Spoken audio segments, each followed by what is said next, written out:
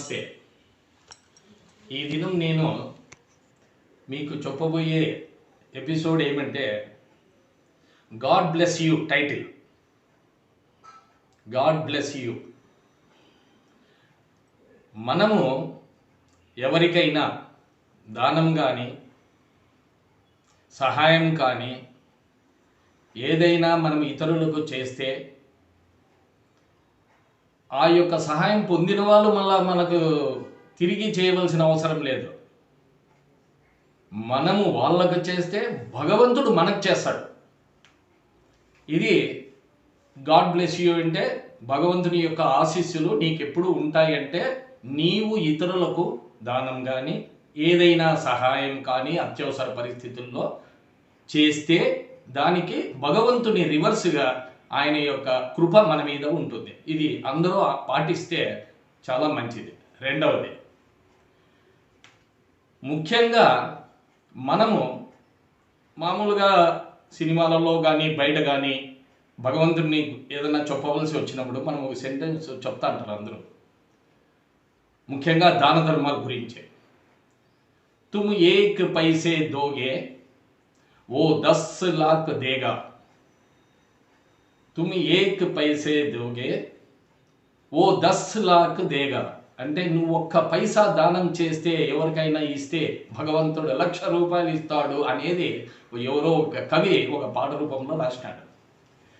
కాబట్టి ఈ సహాయము ధర్మము ఇది మనం తప్పకుండా సొసైటీలో ఉన్నప్పుడు ఎవనికి ఏమి కష్టం ఉంటుందో ఎవనికి ఏమి అవసరం ఉంటుందో మనకు తెలియదు. కానీ సాధ్యమైనంత వరకు మన ముందర చేయి చాచి నిలబడితే, నోరిడిచి మనల్ని ధర్మం అడిగితే, ధర్మం అంటే ఎనిక్కిచ్చేది కాదు, అప్పు వేరు ధర్మం వేరు.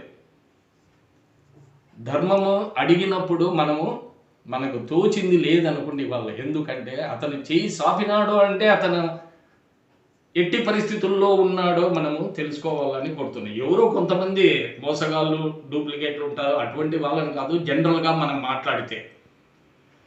ఉదాహరణకి మీకు ఒక కథ రూపంలో ఒక విషయం చెప్తాను.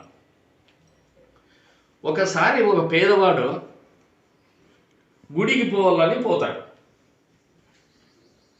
అక్కడ అంతా పెద్ద పెద్ద వాళ్ళు పట్టు వస్త్రాలు ధరించి, ఆడవాళ్ళు పట్టు చీరలు ధరించి ఎంతో భక్తి దీంతో భగవంతునికి నమస్కారం చేస్తూ ఆరతి తీసుకుంటేటప్పుడు వందలు, ఒక్కొక్కరు 500, వీళ్ళు కొంతమంది 20, 10, 50, 100 ఇట్లా వేస్తాంటారు. కానీ నేను చెప్పిన ఈ పేదవాడు భగవంతుని యొక్క కృప కోసం గుడికి పోయినాడు. చాలా కష్టాల్లో ఉన్నాడు. భగవంతుని ఎదుట నిలబడి తనను ఆర్థికంగా రక్షించమని భగవంతుణ్ణి ముక్కుతూ పూజారి తెచ్చిన హారతిలో తన జేబులో ఉన్న 10 రూపాయలను వెయ్యల్లా అని ఆలోచిస్తాడు. కానీ ఉండేది 10 రూపాయలే. అది వేస్తే తనకేమీ ఉండదు. అప్పటికి ఆ 10 రూపాయలు ఉంటే ఇంటికి ఏమన్నా పనికి వస్తుందేమో అనే ఆలోచన కూడా ఆరతి తీసుకుండే లోపలే పేదవాడు ఇన్ని ఆలోచనలు చేస్తాడు 10 రూపాయల కోసం. ఉండేవాడు వేలేస్తాడు. తిరుపతి వెంకటరమణ స్వామికి వేలల్లో లక్షల్లో ముడుపులేస్తారు. మామూలు గుళ్ళలో 500, 100 ఇంతేస్తారు. కానీ ఈ పేదవాడు తన జోబిలో ఉన్న 10 రూపాయలకు ఎంత విలువిస్తున్నాడో ఆలోచించండి. అంటే అతను ఎటువంటి కష్టంలో ఉన్నాడో చూడండి. దానికోసమే భగవంతుని యొక్క కృప కోసం గుడికి పోయినాడు.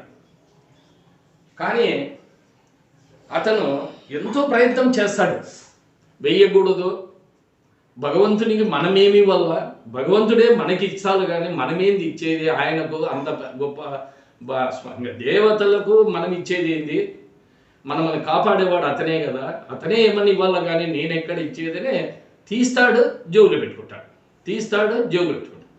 చివరికి అతని మనస్సు ఎందుకో ఏమో ఒక్క క్షణంలో ఆలోచించకుండా టక్కని 10 రూపాయలు తీసి ముడుపులేకి వేస్తాడు, 6 పళ్ళంలోకి వేస్తాడు. వేసి ముక్కొని నన్ను ఈ ఆర్థిక సమస్యల నుంచి రక్షించు తండ్రి అని ముక్కుంటాడు. ఉండే 10 రూపాయలు వేసేసినాడు. గుళ్ళో నుంచి బయటకు వచ్చేటప్పుడు తీర్థం ప్రసాదం తీసుకున్నాడు. అక్కడే బండ మీద కూర్చొని ప్రసాదం తినేసినాడు. అతను భగవంతుడు తనకు రివర్స్ ఇస్తాడనేది అతను ఆలోచించలేదు, అతనికి తెలియదు. కానీ అతను ఉన్న 10 రూపాయలు కూడా వేసినాను. ఇప్పుడు ఇంటికి పోతే ఎట్లా, ఏం లేదే, ఎవరిని అడగాల అనుకుంటా పోతాడు.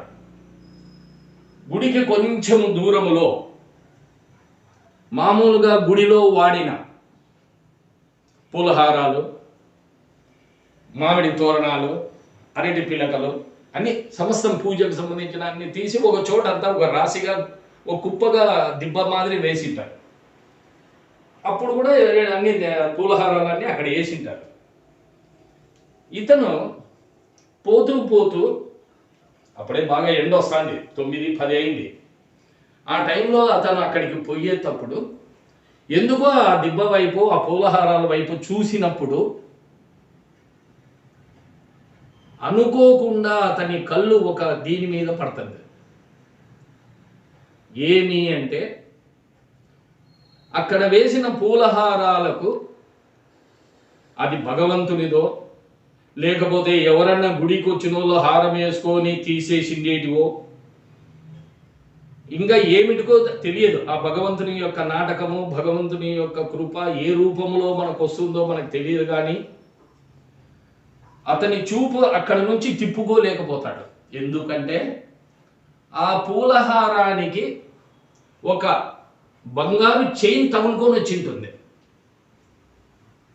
అది మనిషి వేసుకున్న దానికి వేసినప్పుడు పూలహారం చిక్కుకొని వచ్చిందా? భగవంతునికి వేసిన హారం అంటే అంత చిన్న హారాలు సామాన్యంగా భగవంతునికి వేయరు. పెద్ద పెద్ద హారాలు అన్నీ ఉంటాయి. భగవంతుని యొక్క ఆభరణాలు వేరే విధంగా ఉంటాయి. అయినా ఎందుకో ఏమో ఆయన ఆలోచన ఎవరికి అర్థం కాదు. ఆశ్చర్యం, అతని కళ్ళకు బంగారు చైన్ కనపడుతుంది. అది పూలహారానికి తగులుకొని వచ్చింటుంది. ఒక్కసారిగా నిశ్చేషుడైపోతాడు. చూస్తాడు, చుట్టూ చూస్తాడు ఎవరన్నా ఉన్నారా ఏమన్నా అని. పోయి తీసి హారాన్ని తీసి చూస్తే హారం బంగారుదే. చేతిలోకి తీసుకొని ఇప్పుడు నేనేం చేయాల, ఇది ఎవరిదని వెనక్కి ఇయ్యాల. పోనీ భగవంతునిదే అని గుళ్ళో ఇస్తే, భగవంతునికి అయితే నాకు తెలిసి ఇటువంటిది ఉండదు. ఎవరైనా మనుషులు అనుకో, ఎవరినైనా అడుగుదు. ఒక్కొక్కసారి ఏమంటారు మనుషులు, మానవులు తన అత్యాశతో ఇది నాదేనండి అంటారు, అతన్ని కాకపోయినా.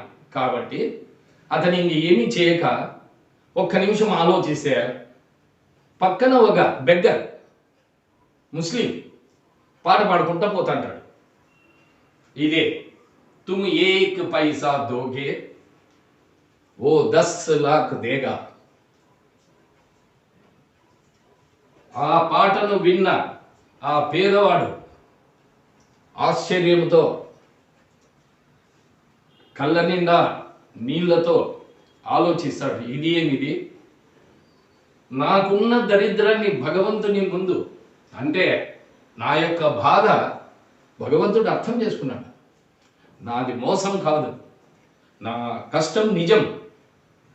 ఆ ఉద్దేశంతోనే నిస్వార్థంగా తనకున్న 10 రూపాయలు ఆ భగవంతునికి నేను ఇచ్చే 10 రూపాయలకి అతనికి ఏమీ కాదు కూడా అది.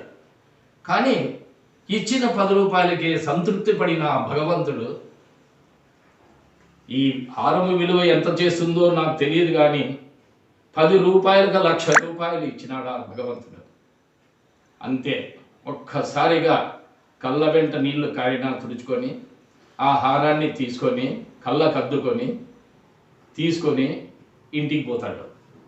భార్యకి చెప్తాడు, ఈ విధంగా జరిగింది, ఆ భగవంతుణ్ణి ఇది చేసినందుకు ఈ దినము నా యొక్క నిజమైన కష్టాన్ని ఆ భగవంతుడు తెలుసుకొని నాకు ఇది ఇచ్చినాడు అంటే, అప్పుడు ఆమెకున్న కష్టాలలో దాన్ని తీసి మార్వాడి దగ్గర అమ్మి ఆ డబ్బుతో కుటుంబం యొక్క చిన్న చిన్న సమస్యలన్నీ తీర్చుకొని కావలసిన వస్తువులన్నీ ఇంటికి తెచ్చుకొని కొంచెం కాలమైనా సుఖంగా ఉండండి అని భగవంతుడు దీవించినట్టుగా ఉంది ఈ యొక్క సన్నివేశం.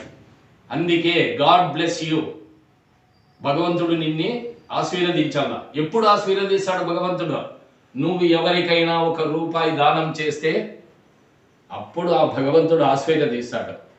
డబ్బులు మాత్రమే కాదు, కష్టకాలంలో ఏ సమస్యకైనా అవసరానికి సహాయం చేసిన వాడే నిజమైన దాన ధర్మాలు చేసేవాడు. నిస్వార్థంగా చేసిన వానికి భగవంతుని కృప ఎప్పటికీ ఉంటుంది. అందుకే నేను ఈ టైటిల్ పెట్టినాను. ఈ యొక్క ఎపిసోడ్ మీకు బాగా నచ్చితే చూసిన ప్రతి వాళ్ళు లైక్ చేయండి, షేర్ చేయండి, మరియు సబ్స్క్రైబ్ చేయనోళ్ళు ప్రతి ఒక్కరూ సబ్స్క్రైబ్ చేసి నన్ను ఆశీర్వదించాలని కోరుతూ సెలవు తీసుకుంటున్నాను. నమస్తే.